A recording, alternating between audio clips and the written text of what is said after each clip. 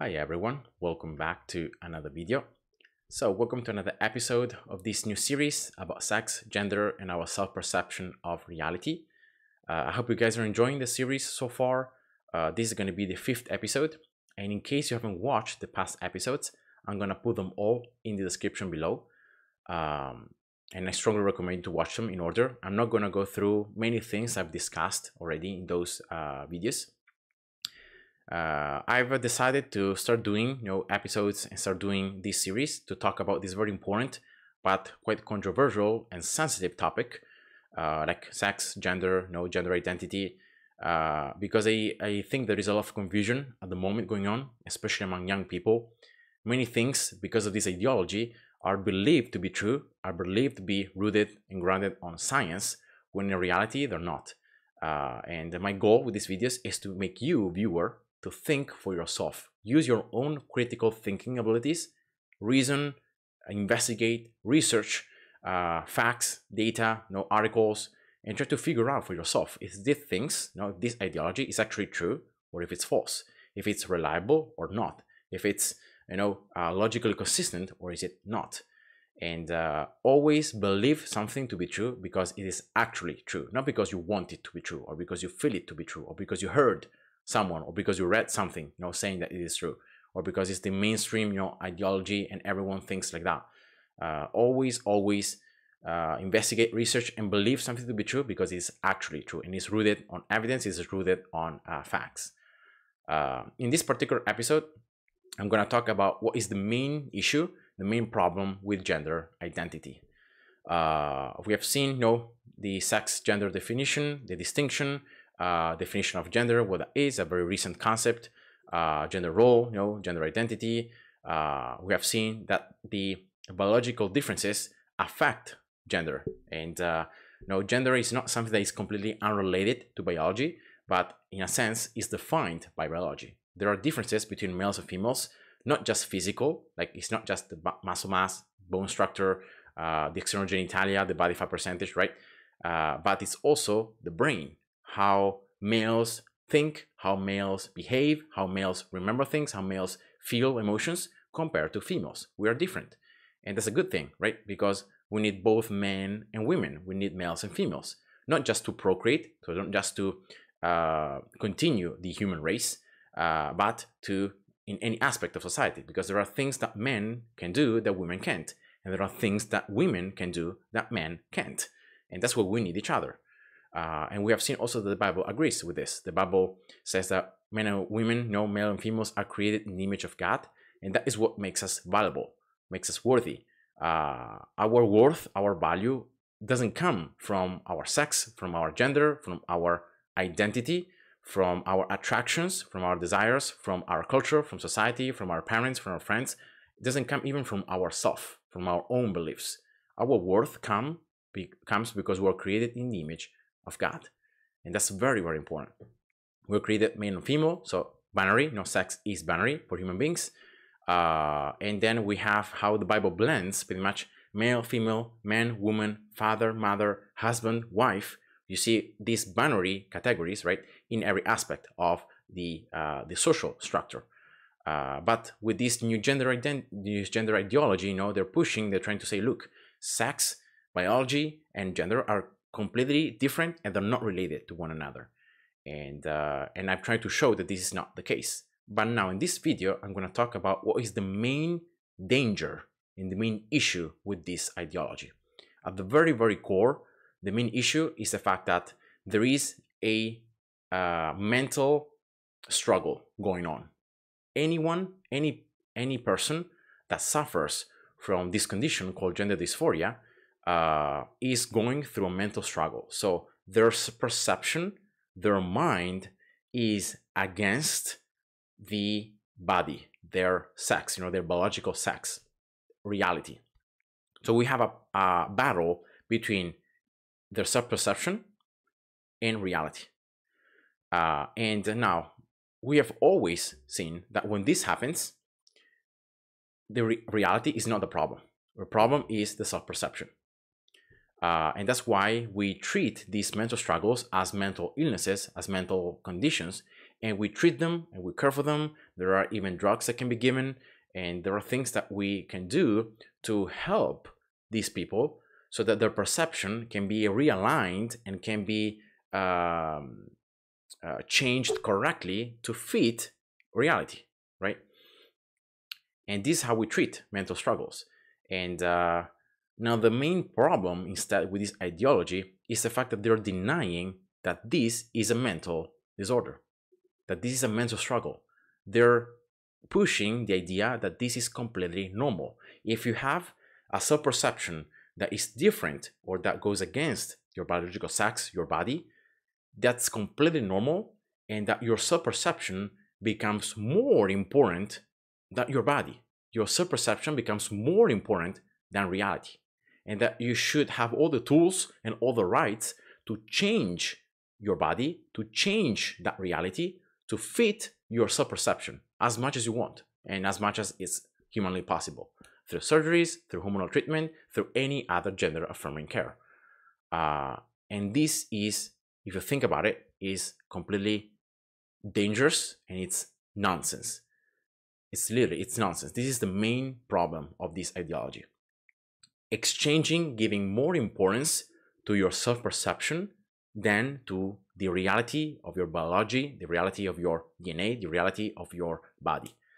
And that's why I'm going to show you here. I'm going to show you some thought-provoking articles and data so that you can see for yourself that all the surgeries, all the gender affirming care that has been proposed and has been done to different people, trying to show that this is actually true, right? That this is not a mental disorder, but something completely normal that could happen to anyone, and that has to be treated accordingly. Just doesn't show the results that we should expect, right?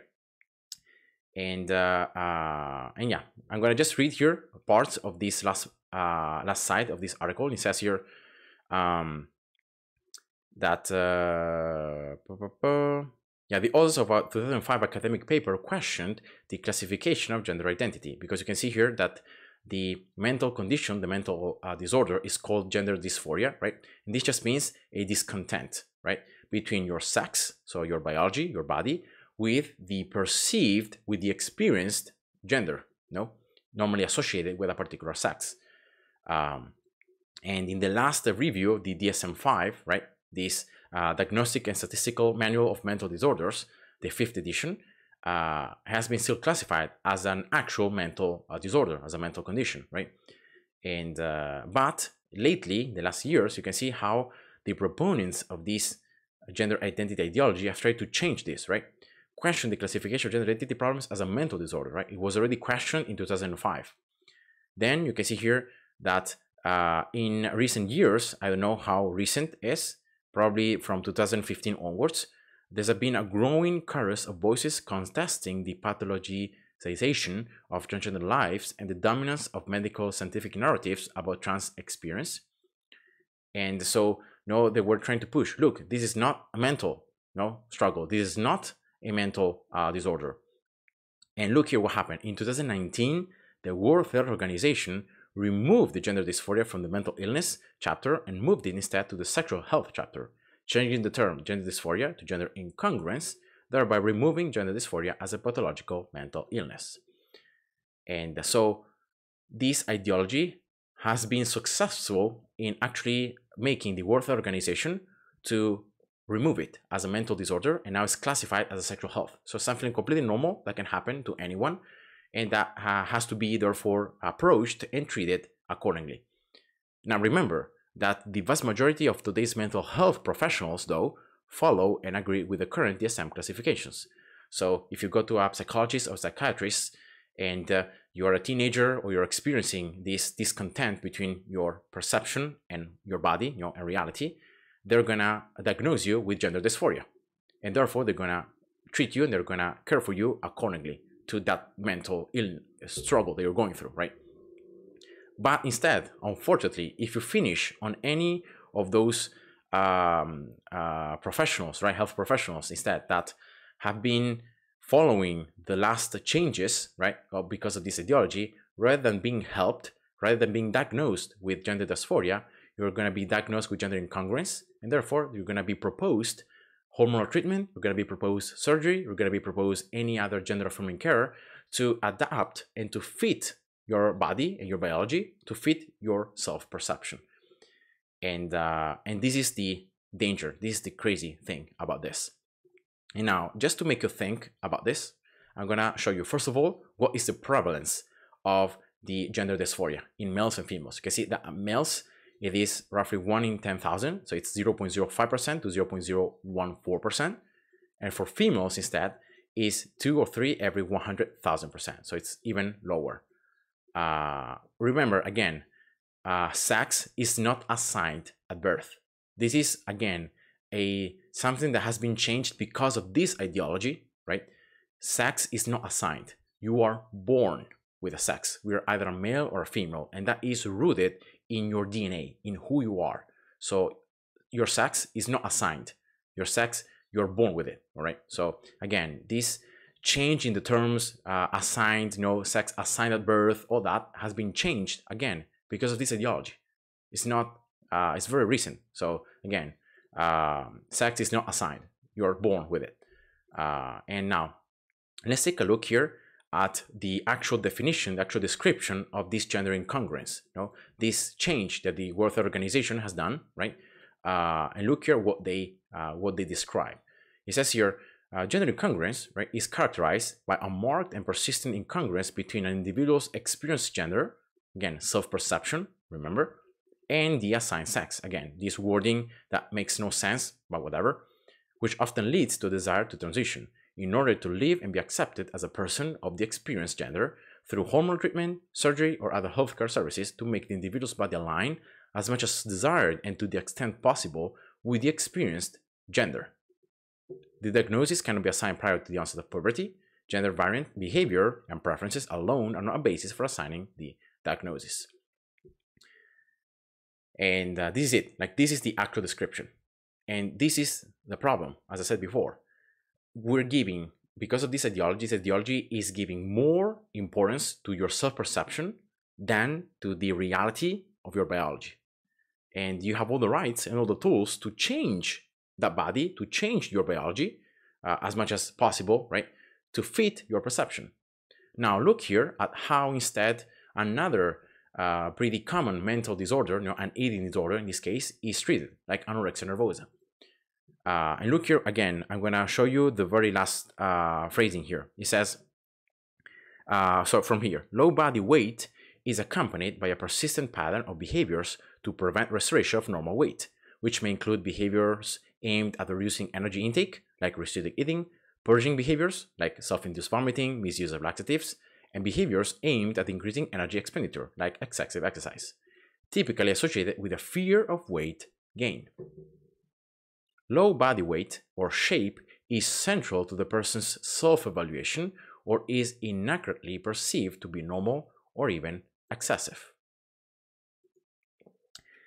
Now see how logically inconsistent this ideology is.